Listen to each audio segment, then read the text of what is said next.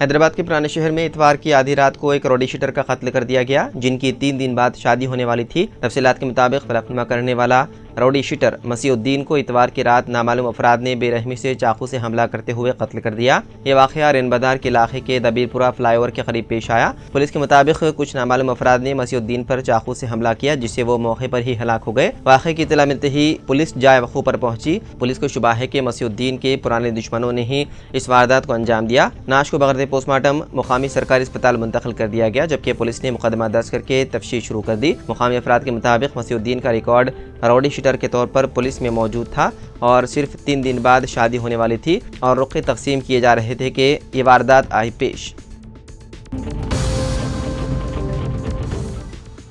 وقف قانون کے خلاف سپریم کورٹ میں داخل کی جا رہی عرضیوں کا سلسلہ جاری ہے۔ اب کمیونسٹ پارٹی آف انڈیا اور تمل ناڈو کی علاقائی پارٹی تملگا ویٹی کشگم یعنی کہ ٹی وی کے نے بھی اس قانون کے خلاف سپریم کورٹ میں عرضی داخل کر دی ہے۔ دونوں پارٹیوں نے اس قانون کو اقلیتوں کے حقوق کی خلاف ورزی اور آئین کے سیکولر جذبے کے خلاف بتایا۔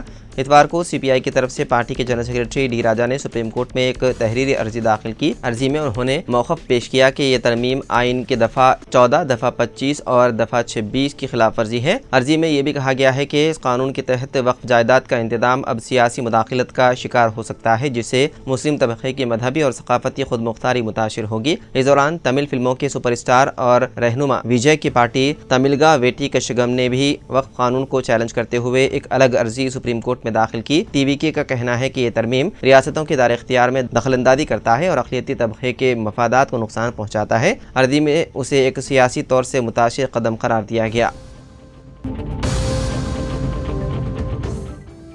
تلنگانہ کے وزیر اعلیٰ ریونت ریڈی نے امبیڈکر جینتی کے موقع پر ٹینک بنڈ پر واقع امبیڈکر کے مجسمے کے پاس پہنچ کر امبیڈکر کو خراج عقیدت پیش کیا۔ اس موقع پر انہوں نے کہا کہ درجہ فہرست ذاتوں، درجہ فہرست قبائل اور اقلیتوں کے لیے تلنگانہ حکومت کے فلاحی اقدامات کی جڑیں ڈاکٹر بی آر امبیڈکر کے نظریے میں گہری ہیں۔ امبیڈکر کو ان کی یوم پیدائش پر شاندار خراج عقیدت پیش کرتے ہوئے ریونت ریڈی نے کہا کہ عوام کی حکومت یعنی کہ کانگریس امبیڈکر کے ویژن کی رہنمائی میں تبدیلی کی فلاحی اسکیموں کو نافذ کر رہی ہے۔ ان میں پسماندہ طبقات کے لیے کوٹا بڑھانے اور درجہ فہرست ذاتوں کو دوبارہ درجہ بندی جیسے اہم فیصلے شامل ہیں۔ وزیر اعلیٰ نے امبیڈکر نالج سینٹرز اور ینگ انڈیا رہائشی اسکول کے ذریعے معیاری تعلیم فراہم کرنے اور راجیو یوا شکتی اسکیم کے ذریعے پسماندہ طبقات میں خود روزگار کو فروغ دینے کی حکومت کی کوششوں پر روشنی ڈالی۔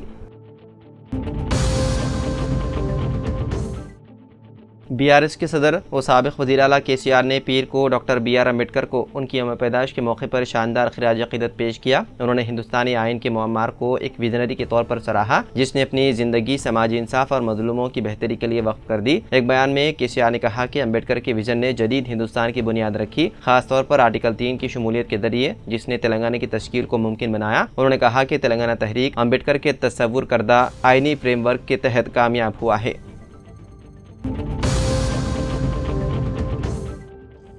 تلنگانہ بورڈ آف انٹرمیڈیٹ کی جانب سے امتحانات کے نتائج واٹس ایپ کے ذریعے جاری کرنے کی منصوبہ بندی کی جا رہی ہے۔ کہا جا رہا ہے کہ پڑوسی ریاست آندھرا پردیش میں جس ٹیکنالوجی کا استعمال کر کے یہ کیا گیا، اسی ٹیکنالوجی کے استعمال کر کے تلنگانہ میں بھی انٹرمیڈیٹ کے نتائج واٹس ایپ نمبر کے ذریعے جاری کرنے اقدامات کیے جائیں گے۔ ذرائع کے مطابق بورڈ کے ذمہ داروں نے اس عمل کا جائزہ لینا شروع کر دیا ہے اور کہا جا رہا ہے کہ مارچ سال 2025 میں منعقد امتحانات کے نتائج یا پھر ایڈوانس سپلیمنٹری امتحانات کے نتائج واٹس ایپ پر جاری کیے جا سکتے ہیں۔